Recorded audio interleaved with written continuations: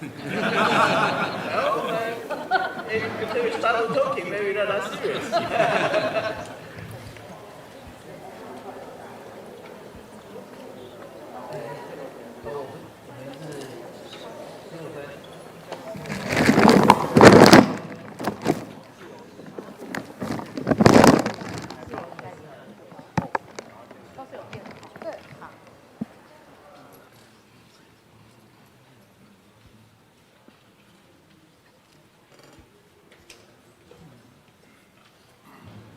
Too many achievements, so it's difficult for me to remember everything.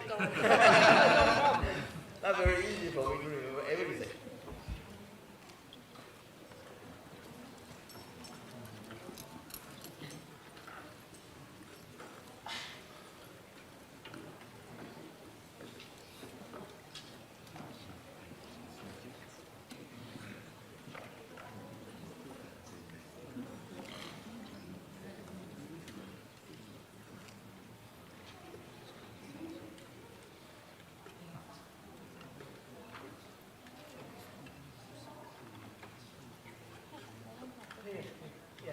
Now please join me in welcoming the host today, Professor Chen Wenzhang, the President of National Taiwan University, as they take the stage to give us an introduction about our speaker today.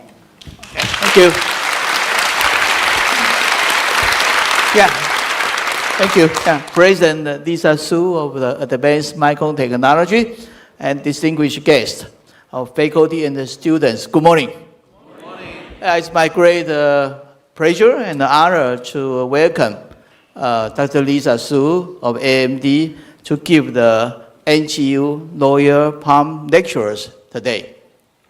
The Lawyer Palm Lecture is to invite Nobel laureate, academician, and president of a prestigious university, and also industry leaders. As you could remember, we invited the TSMC founder, Dr. Morris Chang, to give the lectures last December. Yeah. First of all, let me introduce Dr. Su, her background and remarkable achievements. She received the bachelor, master, and also PhD degree from MIT, and then she worked in Texas Instruments, IBM, Freescale Semiconductors, and as an engineer or management position. And during that period, she developed advanced semiconductor technology such as silicon insulator and the copper technology to make the company in a front runner in the global scales. Today, she not only serves as the president and CEO and the chair of AMD, and has been regarded as the industry leaders for several years. Her remarkable achievements has received numerous honors, including Times CEO of the Year and 100 most influential people in AI. And besides that, she received the Bao Award for the business leaders, and also distinguished leadership as a chair for the Committee of the Economic Development. Besides that, she is the first female to receive the IEEE Robert Noyce Medal and elected to National Academic Engineer. She also served as the advisor of science and technology for President of the United States. Well, frankly, I have to say, we have already 12 Lawyer Palm lecturers, and she is also the first female to deliver the lectures. So we have, so many, when I check with her background and CV, I found out too many first one or most influential, but luckily, NTU, we have her as the first female lawyer lecture speaker. It's our great honor. As the industry leader, she has been known as the leader in advanced semiconductor manufacturing technology and also developing more efficient chips. Now, She is leading AMD in the AI revolutions. And I think that her career illustrates the interdisciplinary thinking and innovations. So we have the privilege of to hear her to speak on the AMD's transformation to AI leaders. Our lucky and fortunate to have her to be here. So I promise, and also I believe today's lectures she will give us how to fuse the electrical engineering, computer science, and AI, and the transform to make the world better. And I believe in the next 1 hour we will enjoy her lectures very much. Finally, I would like to thank the AMD staff, in particular, Brandon, and also Professor Ray Wu, to organize these lectures.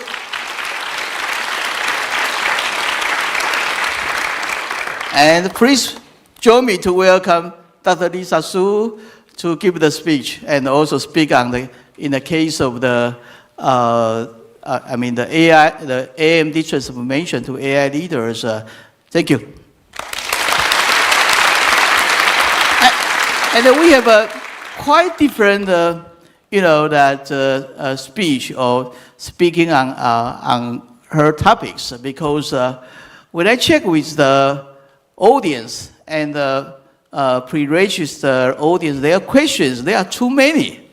Well, actually, when we make an announcement on her visiting or speech in NTU, and we limit to 500 audience in these lecture rooms, and it was all registered in about 1 minute. Therefore, too many questions, so I cannot ask her to answer all the questions. As you just walk into a lecture hall, you can see that there is another room in the third floor. They are also, use the video to listen to what she will talk about today. So therefore, we will use different kind of, the fireside chat for her speech. Although she will accept some questions from the students, during the the break, after about the 10 questions when I chat with her. Okay, and finally she will accept some other questions, and also that. I think she's very easygoing, as you can see when you walk into the room. So probably after the lecture, she could, speak with some students and take photos. So that's today's lectures. Okay, thank you. Wonderful. Thank you. How is everyone this morning? Yeah. So first of all, President Chen, thank you so much for inviting me. Actually, you invited me several times to come to NTU, and I was honored every time to come here, but sometimes when I come to Taiwan, it's very, very busy, and especially around Computex timing, it's always very busy. So this is actually a great time that I can visit, and thank you for the warm invitation, and Professor Wu as well. Thank you so much. It's really my pleasure to be here to meet all of you very talented students, and you make me feel very old, but hopefully I can give you a few stories for your career. Okay, sure, please. Yeah, so anyway, I will have some questions for you first about. 10 questions initially, and after that we have opened to the audience for the students' question, okay?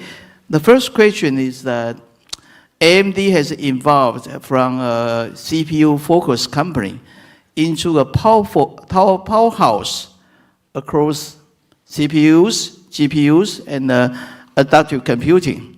What were the keys, base, or turning points that drove these transformations? Yeah, please. Yeah, so maybe let me ask for the students. How many students here are electrical engineering and computer science? Yeah, please raise your hands. Please raise your hand. Okay, and then how about medical field? Not too many.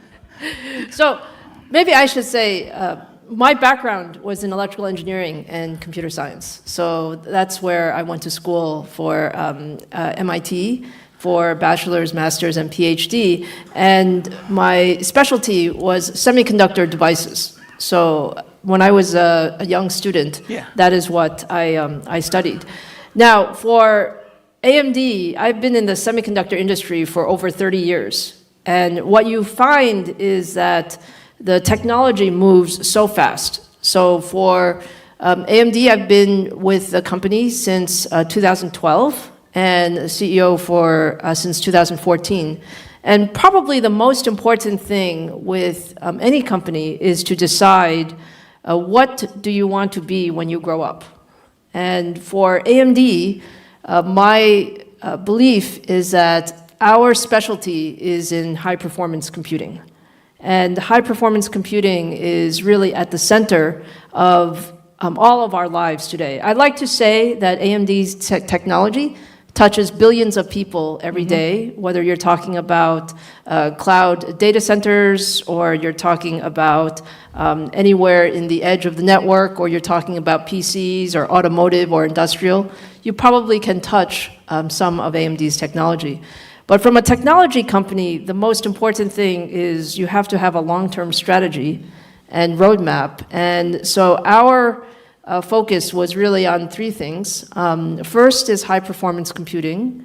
The second is to have really excellent partnerships. So TSMC is at the center of our partnership overall. And then the third piece is that the semiconductor industry is changing. And many of you have heard that Moore's Law is slowing down and changing.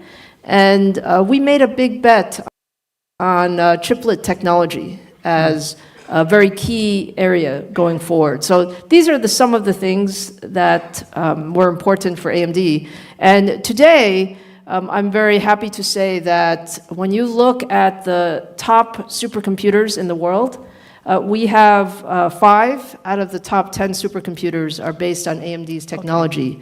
And from that standpoint, I really feel that high-performance computing is at the center of what's most important going forward. Okay, very good. Yeah. Oh, well, the second question is, where do you see the most exciting frontiers in chip design today? So I heard that many students still view that chip design is the most exciting thing.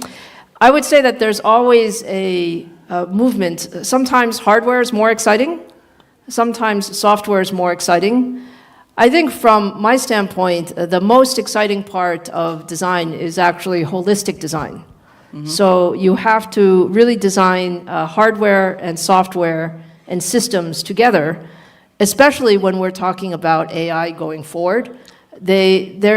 You cannot design each piece separately. You actually have to think about what is the overall system application, especially thinking about the algorithms and the applications. And then you can think about how do you want to design your chips. Okay, yeah. Next question, I will ask a different thing. Not the question here. So. Okay. Please ask very interesting questions. Well, as you know, that DeepSeek, okay? We know DeepSeek, they made an announcement in January, as I can remember. It looks like they have some impact on AI industry. What's your comments or opinion about DeepSeek? How they impact on AI? Yeah, the one thing I can say about AI industry is every week there is new technology and innovation that is coming out. And I think DeepSeek was one of those areas. When it came out in January, I think there was some surprise. Yeah. There was some surprise. And when you look at what they've done, it's actually pretty clever technology in terms of really gathering all of the different innovations using the mixture of expert models and so on and so forth. But the main thing that we saw with DeepSeek is when you can find a way to make AI more accessible and actually cheaper, you actually will have more usage and application of AI. Okay. So the main thing that DeepSeek has done is it really has accelerated the application of AI. Okay. Of course, that's not a market statement. That's a technology statement. Okay. Yeah, I'm quite curious after this DeepSeek. Well, the United States still want to invest about $500 billion for AI infrastructure, those kind of investment. Will they still want to do that after DeepSeek? From everything that we see, the key point about AI is that there's no one-size-fits-all for the computing ecosystem. You have the very large frontier models where the few people who can invest at that level, hundreds of billions of dollars, are going to go as fast as possible because they want to build the best model. But you also find that that is just one application of AI. You also see there will be many different medium-sized models, smaller models, and you will see that people will use different algorithms to get there. So my expectation is that there will continue to be a very significant investment, including very large investments, as well as more affordable investments going forward. Okay, very good. Yeah, yeah. Next question is what differentiates AMD AI strategies from others in the space, and what role do you see for the open ecosystem and partnership in accelerating AI adoptions? Actually, I would like to ask how you were going to compete with NVIDIA or others. I think this question is not very exciting. I would like to hear how are you going to beat the NVIDIAs, in your opinion? So the most important thing I can say about AI is that the market is huge. We expect that the market over the next 3 or 4 years will be 500 billion area. And in that type of market, you need all different kinds of computing. There's no one company that has all of the solutions. Yes. Actually, my view is that you need every kind of computing. You need CPUs, you need GPUs, you need ASICs, you need FPGAs. And in that framework, I think our AI strategy is, number one, to have a very complete solution. So complete solution includes hardware, software, and systems. And the second piece is to have an open ecosystem. One of the most important things is to foster collaboration and to have an open ecosystem. And that way, people can learn from each other. That was also another important part about DeepSeek, is it was an open model, and as a result, many people innovated on top of that. So my answer to your question is the main thing to say is the market is huge, and our AI is throughout every aspect of our business, including the largest data centers to even at the PC level. We believe that there will be a lot of AI. So there's a lot of market for all of us. Okay, yeah. Well, the next question, actually you already answered the core principle or priority that guide your company through the AI transformation. So I would like to ask you another question is, what's your suggestion to Taiwan, to compete in the future AI technology? Because we are very good in the semiconductor manufacturing and also AI server or others, but in the future, I think AI will transform many things or change many things. What your suggestion to Taiwan? How we are going to compete with the world to maintain the advantage right now? Yeah. So I think the Taiwan ecosystem is very special. And when you look at the Taiwan ecosystem, starting from the TSMC ecosystem, which really has built this incredible manufacturing capability, and then including all of the ODM, OEM ecosystem, manufacturing ecosystem, design ecosystem, and I think more investment on the software and system side will come in. From an AMD standpoint, we're very proud of our team here in Taiwan. It's a very important piece of our overall R&D.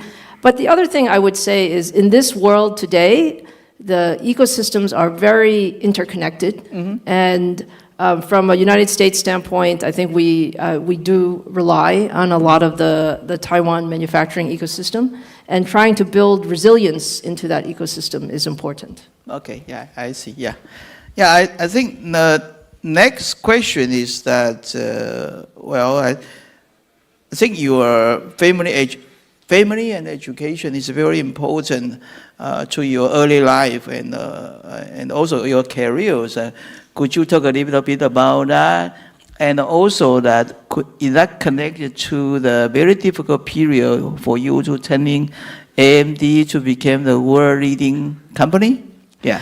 So do you think President Chen should go from being university president to talk show host? I hope so. In that case, I can make more money. So I'm very, I think, happy to say that I was born in Tainan, and my parents immigrated to the United States, and as you can imagine, that was a very big move for them. Yeah. And when we went to the U.S. as a family, I think the key part that my parents always instilled upon me is education is so important. So for all of you in school, I remember when I was in school at MIT, Yes. Yeah. I very much wanted to finish school. So after my bachelor's degree, I actually thought I should finish school and go to work. And my parents said, no, Lisa, you cannot do that. They strongly suggested I get a PhD. And at the time, I was very impatient, very impatient. I was like, oh, school is enough, it's enough. Maybe some of you feel the same way.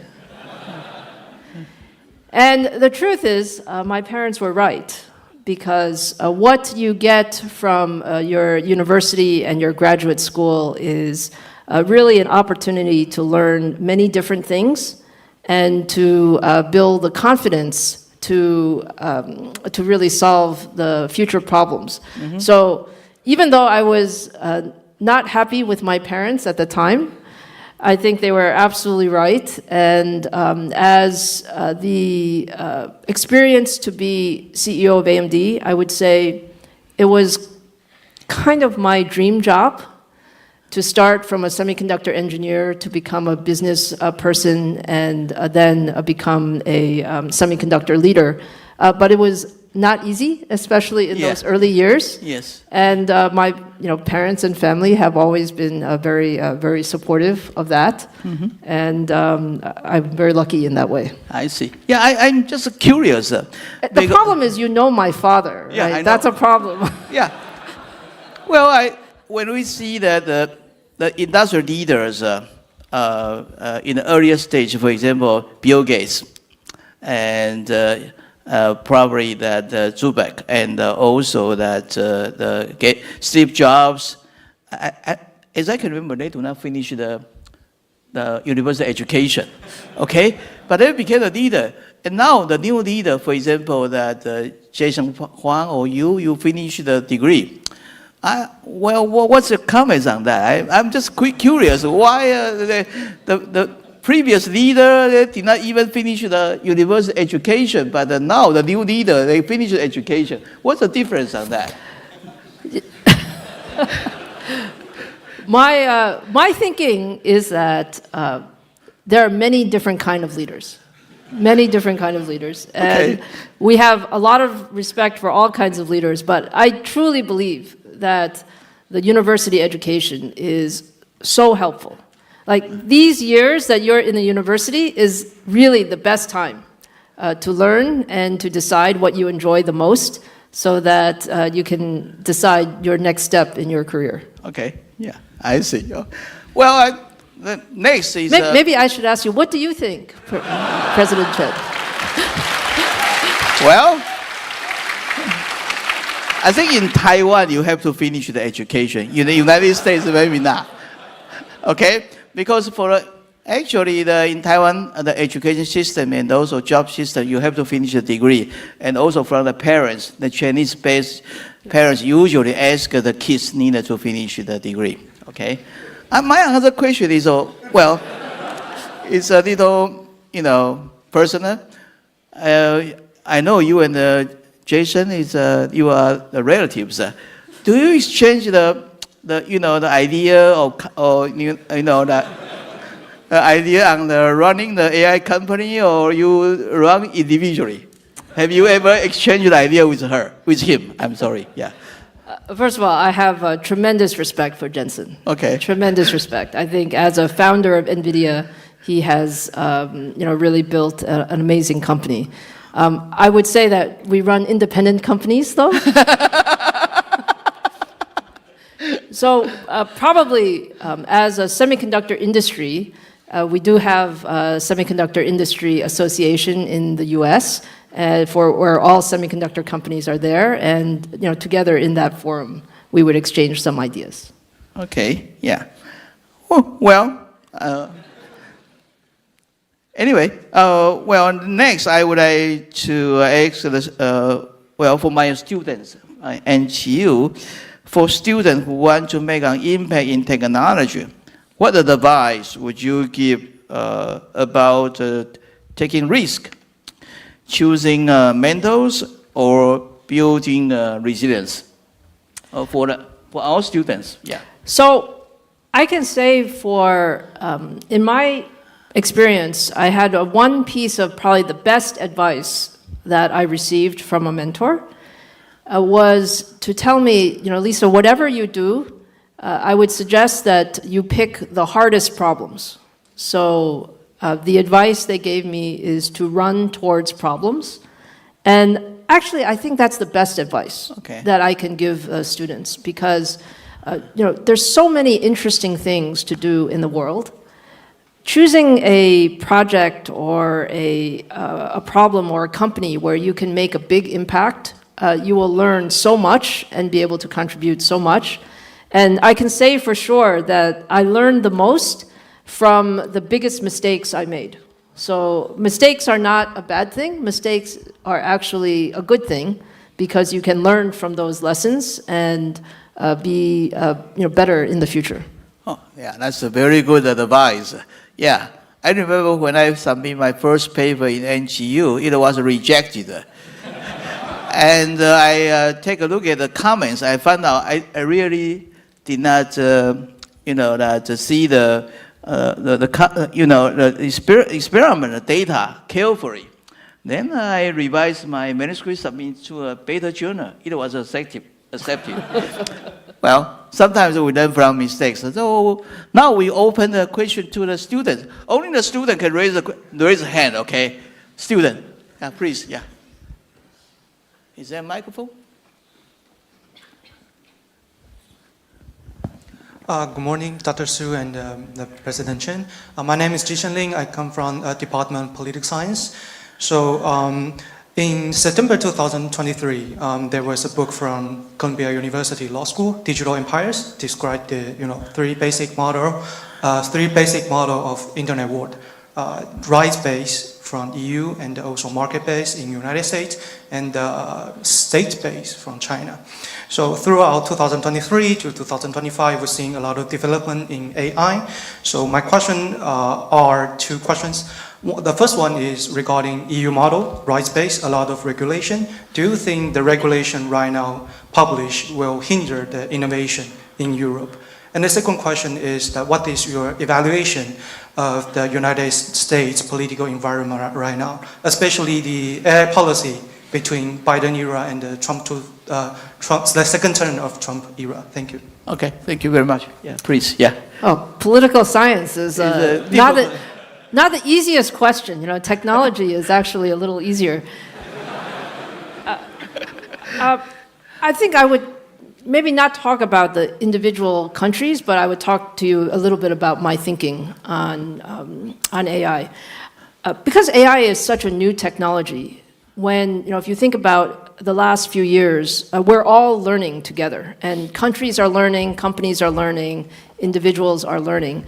The initial thought process is AI could be quite dangerous if it's not fully, if they're not good guardrails.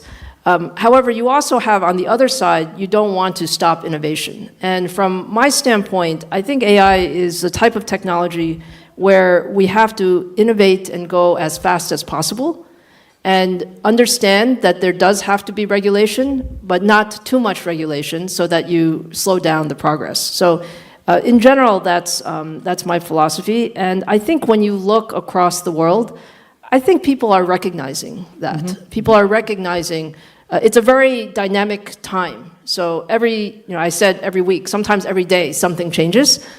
But generally speaking, I think countries that embrace technology are going to really benefit from it, and many countries around the world are all building their AI policies. Okay, yeah, thank you. Any more questions? Yeah, please, yeah. Yeah, we need a female to ask the questions, yeah. Yeah, here is the model, so please, yeah. Oh, hello. Yes, good morning, Dr. Su, President Chen. Thank you for your very marvelous speech. And so one of my relatives say that Taiwanese people are most likely to achieve in the field of semiconductors and artificial intelligence. And so there are two of my questions. First one is, how can students who are not from School of Engineering play a role in this? For example, I'm a freshman from Department of Languages and Literatures. And the second one is, now that Taiwanese Americans are among the most highly educated ethnic groups with the highest income in the States. And how do you think that will affect the status of Taiwan in the future? Thank you very much. Yeah, please, yeah. Sure. So on your first question, I think everybody should be educated in AI. It doesn't matter which department that you're in. When you say you're in the literature and linguistics department, I think AI can also be very beneficial to understand how to apply AI in your field. And most of what we see today is, I think, as I said, people are still learning very much what you can use AI for in each field. So we talk a lot about the development of AI, but there's also a whole field on the application of AI, going forward. So I would certainly encourage all students to do that. And then your second question about, Taiwanese, can you say again? Taiwanese Americans are among the most highly educated ethnic groups with the highest income in the States. And how do you think that will affect the status of Taiwan in the future?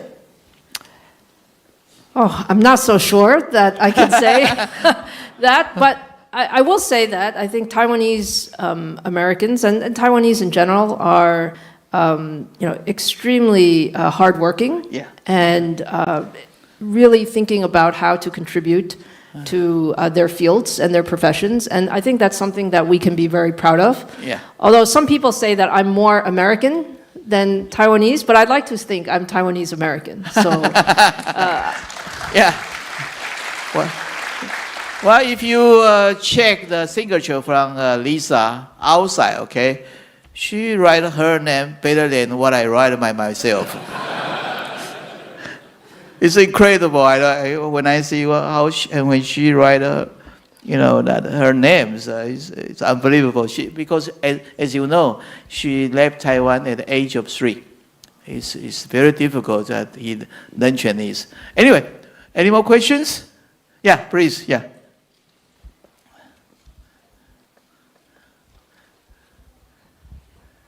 Good morning, Dr. Lisa and President Chen. And as I know, AMD has experienced through many highs and lows. And I would like to know especially the lows and how do you maintain your confidence during difficult times? Thank you. Sure.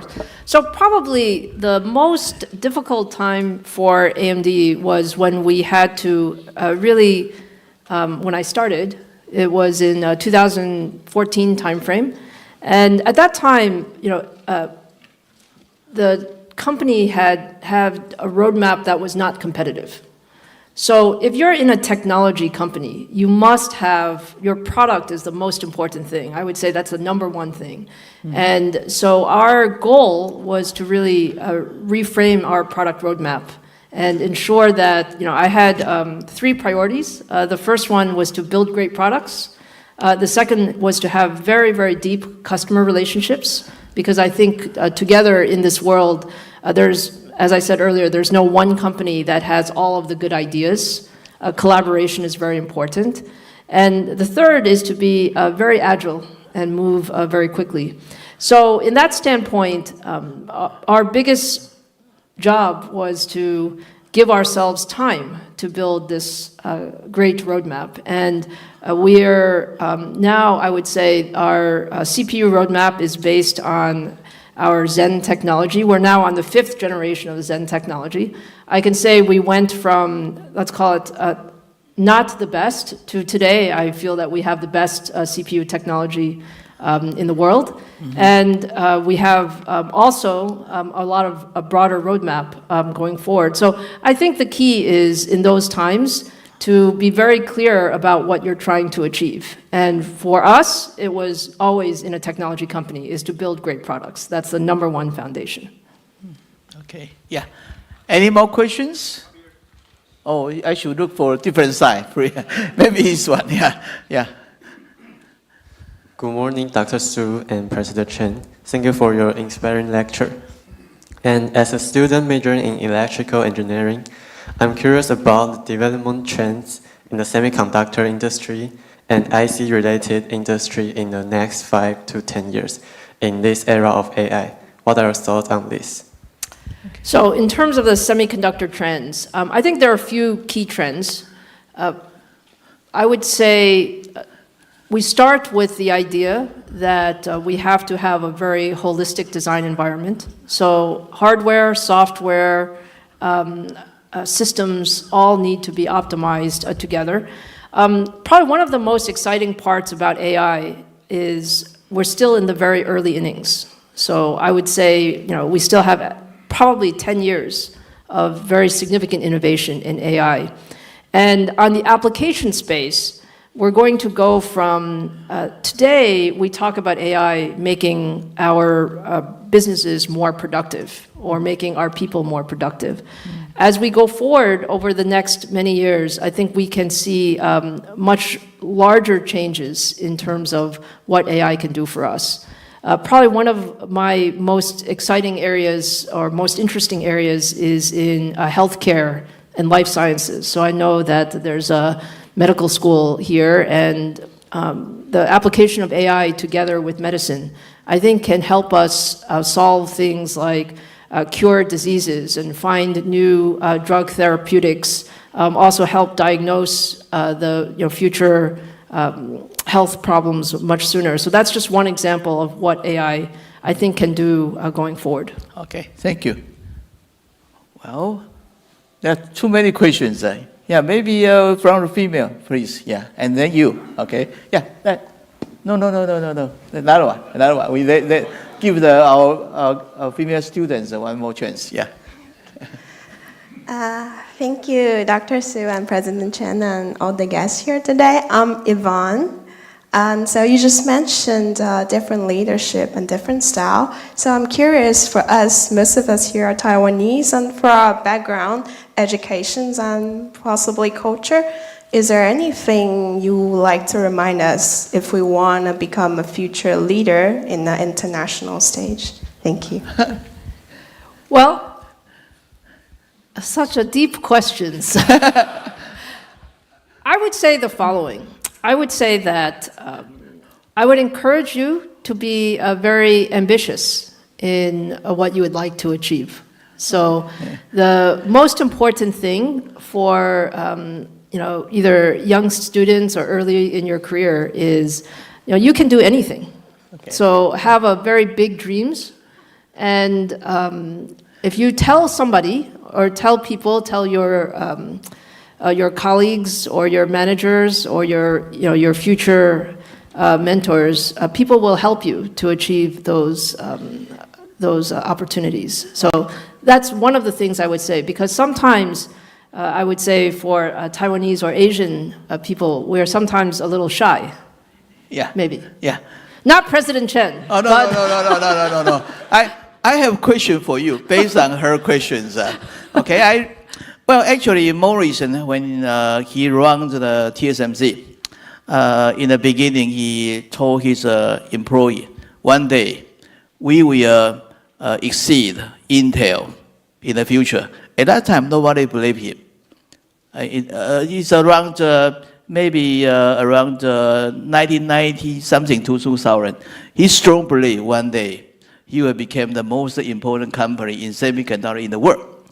Okay, and when you talk about you want the student or employee to challenge the most difficult questions, I'm quite curious about that, because for me, I always want our student to challenge the most difficult questions.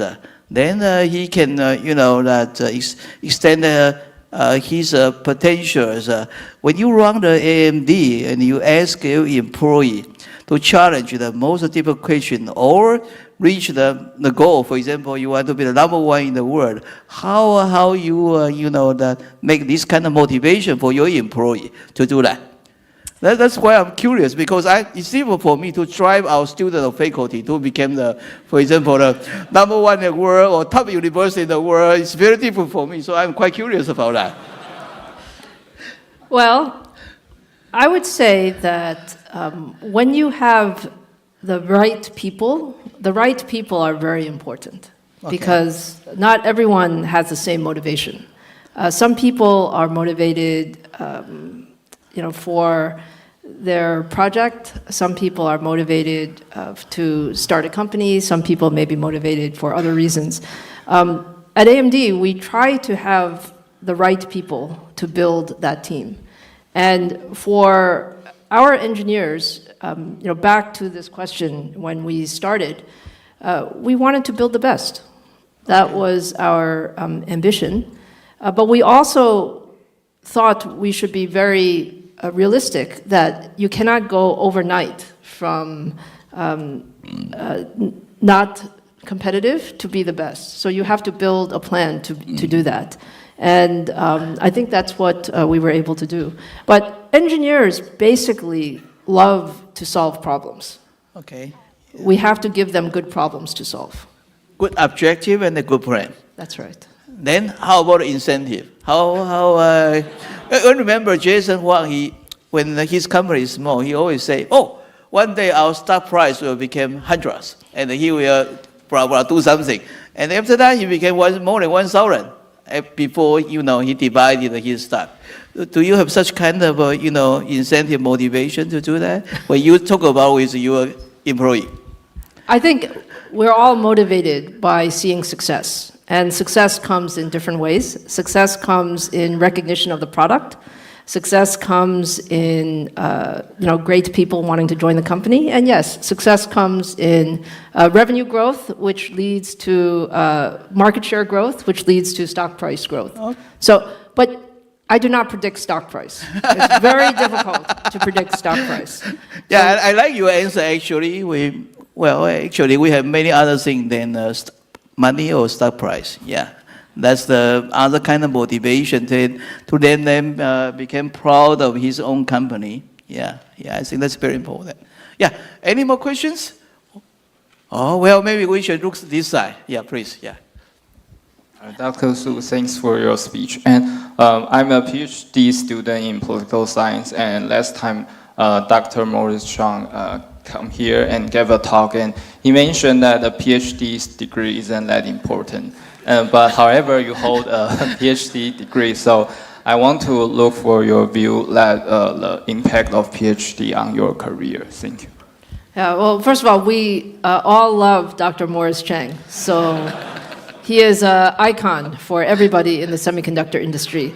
So I cannot contradict him. But my personal opinion is a PhD is actually pretty useful.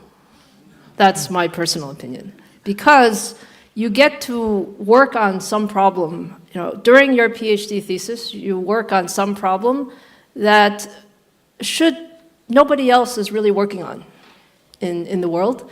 And that gives you a lot of opportunity to explore much broadly than sometimes in a company you become much more focused. So I actually think PhD is pretty useful, but it's different for every person.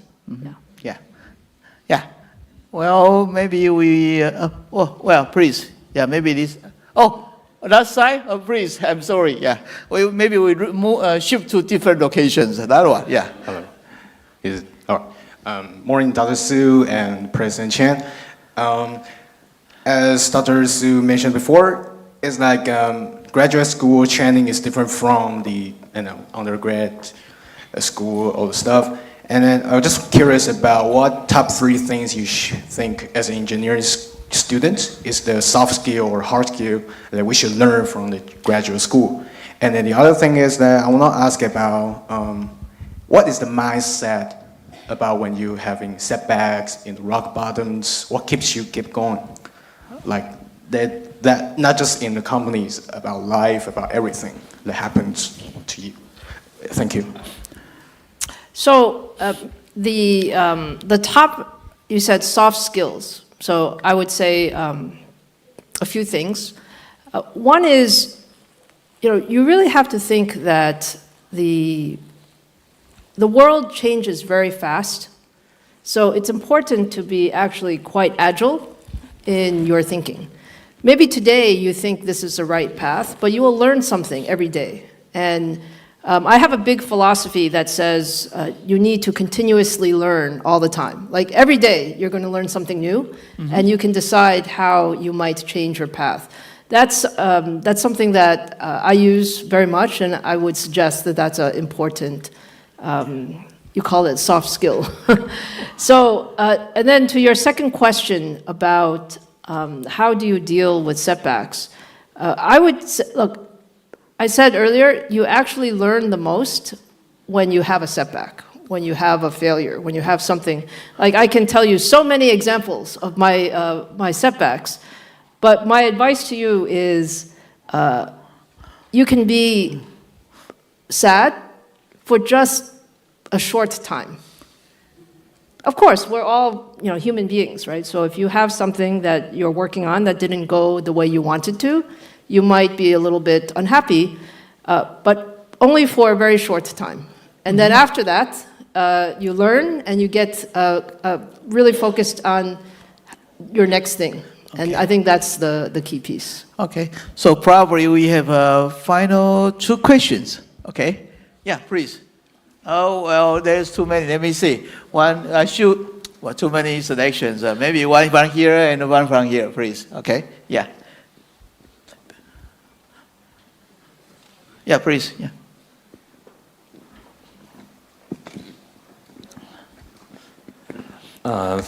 Thank you for your speech, and I would like to ask, when you were students, did you consider yourself a gifted student or a hardworking one? And your opinion, which is more important, talent or effort? Thank you. Okay, I can say for sure, I'm just an okay student. Okay meaning pretty good, but not A++. Maybe like, sometimes A-, that kind of. I actually think everyone is different. Everyone is different. Yes. And the most important thing is take whatever you learn to apply it in the real world.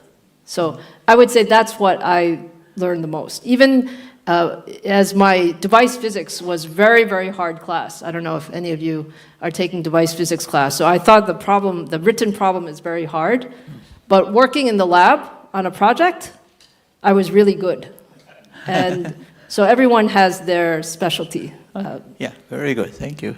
Yeah, that question I already, yeah, please, yeah.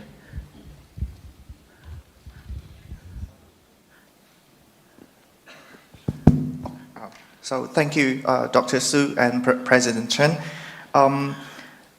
So given that AMD only have around a third number of employees than that of Intel, and only roughly similar to NVIDIA, like, do you have 3 to 5 strategies, principles, or anything for you to kind of like decide and manage uncertainty? Because just now we mentioned that the semiconductor industry is changing very fast, and there's AI coming in the very near future, even happening right now. And so, what are the strategies and principles to stay competitive yet innovative, and also stay agile, while also maintaining the most profitability and sustainability? And my second question is that, do you, like, for AMD, do you always compete head-to-head with other companies in the same industry?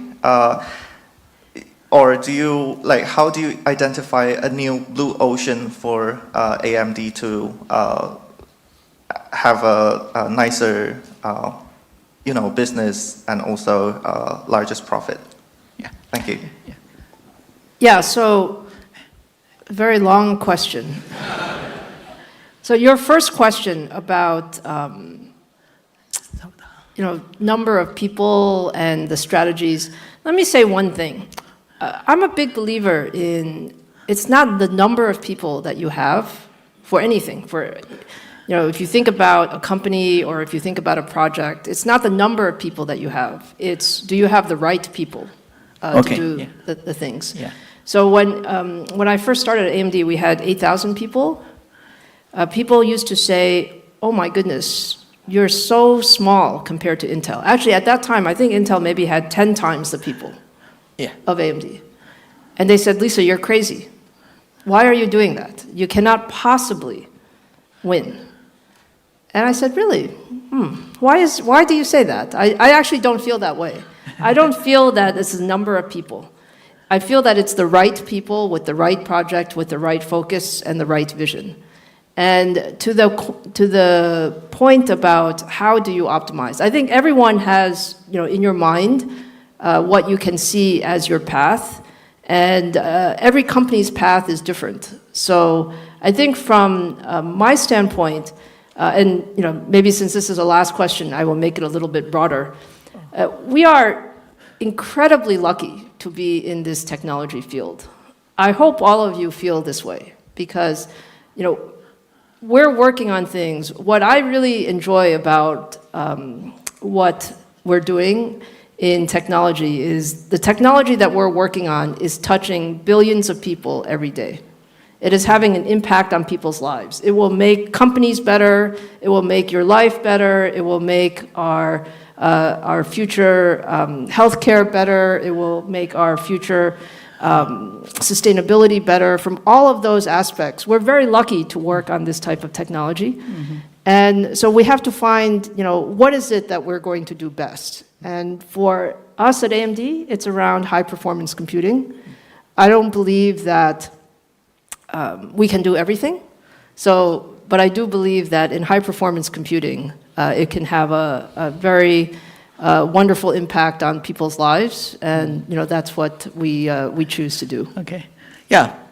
From the fireside chat, I found out you are the better person to be the NTU president than me. You should be the president of NGU, not me. I think you are a great president of NTU. I'm an okay person. Yeah, anyway, because of kind invitation, let's thank Dr. Su for her time to be here. And I think it's wonderful. We all enjoy her talk very much. Okay, so Let me present the medal for you. Thank you. Thank you, Dr. Su and President Chen, for the wonderful discussion. Right now, we would like to invite President Chen to present the trophy to our esteemed speaker, Dr. Su. And also, we have a special gift for Dr. Su.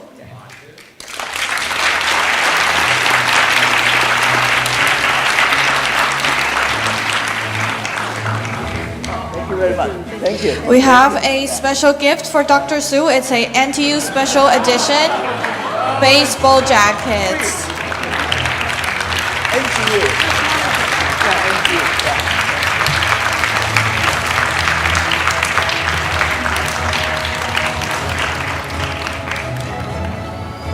Yeah. Thank you so much. Very positive. Thank you, Dr. Su and President Actually, I'm Chen. telling the truth. You are better to be the NTU president. Oh, you are. I'm a little busy right now. Thank you, Dr. Su and President Chen. We will now proceed to the group photo session. Ladies and gentlemen, to ensure everyone is included in the photo, please move closer to the middle of the lecture hall. Thank you.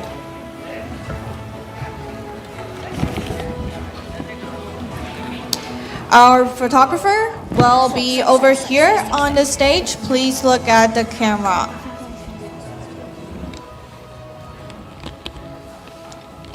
Okay, and on the count to 3, 1, 2, 3. We will be taking another one. Please give us 5 seconds of your brilliant smile.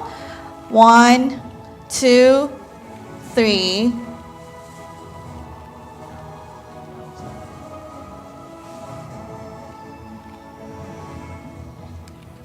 Five more seconds. Thank you very much. 5 more seconds for your brilliant smiles. 1, 2, 3. Are we good? Yes. We good? Okay. Thank you very much, ladies and gentlemen. I would like to invite you again to give a round of applause to our esteemed speaker, Dr. Lisa Su, for sharing her valuable insights with us. Right now, we would like to welcome the audience if you wish to take a picture with Dr. Su. Please wait patiently and line up at the middle side of the stage. We would like to make sure that other exits are available for leaving. 接下来我们会开放合照时间，但是请在舞台前方走到依序排队，以利其他人离场。要离场的贵宾，请从右侧和3楼两侧门离场。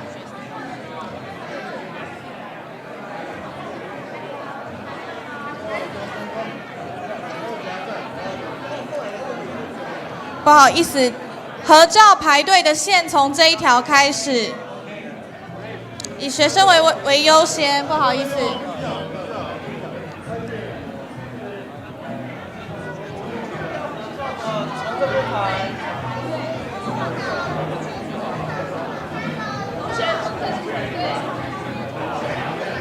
是定位点吗？你要站这里吗？要往上排。不好意思，要合照的同学，请因工作人员引导，从定位点开始排队。然后我们开放5位一组拍照。4楼同学想合照的话，请从3楼的门入场排队。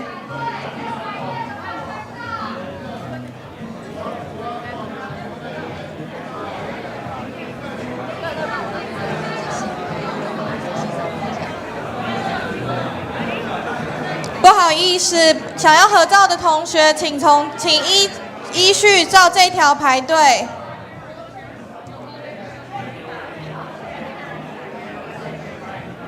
同学，请帮我往3楼这边走。